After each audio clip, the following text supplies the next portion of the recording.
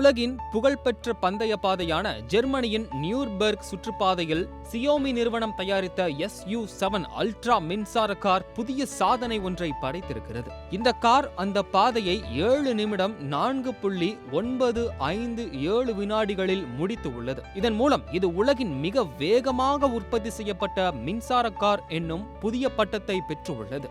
குறிப்பாக இதுவரை அந்த சாதனையை வைத்திருந்தது Porsche Taycan Turbo GT Weissach package என்ற ஜெர்மனி கார்.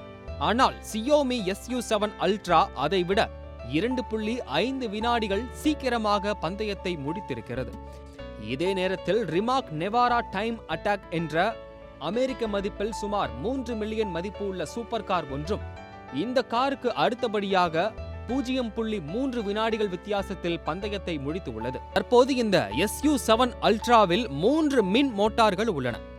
மேலும் 1.98 வினாடிகளில் மணிக்கு 0 முதல் 62 மைல்கள் வரை சீரிப்பாயும் வேகத்தில் செல்லும் என்று கூறப்படுகிறது. இதன் அதிகபட்ச வேகம் என்பது மணிக்கு சுமார் 217 கிலோமீட்டர் வேகத்தில் காற்றை கிழித்து கொண்டு போகும் என்று கூறப்படுகிறது. இந்த சாதனையானது முதல் முயற்சியிலேயே நிகழ்ந்து உள்ளது என அதன் தயாரிப்பு நிறுவனமான சியோமி தெரிவித்துள்ளது.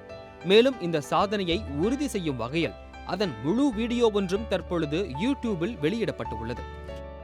இவ்வளவு திறன் வாய்ந்த இந்த காரின் ஆரம்ப விலையானது 5,29,900 யுவான், அதாவது சுமார் 74,000 அமெரிக்க டாலர் ஆகும். இந்திய மதிப்பில் இதன் விலையானது 5,92,00,000 மேல் செல்லும் என்று கூறப்படுகிறது. இதில் நாம் கவனிக்க வேண்டிய முக்கியமான விஷயம் என்னவென்றால், இது சியோமியின் முதல் கார் என்பதுதான் ஆச்சரியம் அளிக்கிறது. ஒரு புதுமுகமான கம்பெனியாக இருந்தும் இவ்வளவு திறமையான ஒரு காரை உருவாக்கி இருக்கிறார்கள் என்பது ஆராய்ச்சியாளர்களை வியப்பில் ஆழ்த்தியுள்ளது. சீன கார்கள் பற்றி நமக்கு பல்வேறு சந்தேகங்கள் இருக்கலாம். ஆனால் வேகத்தை மட்டும் அடிப்படையாக கொண்டு பார்த்தால் இந்த சியோமி SU7 என்ற மின்சார கார் தற்பொழுது உலகத்தின் மிக வேகமான கார் என நிரூபித்து காட்டியுள்ளது.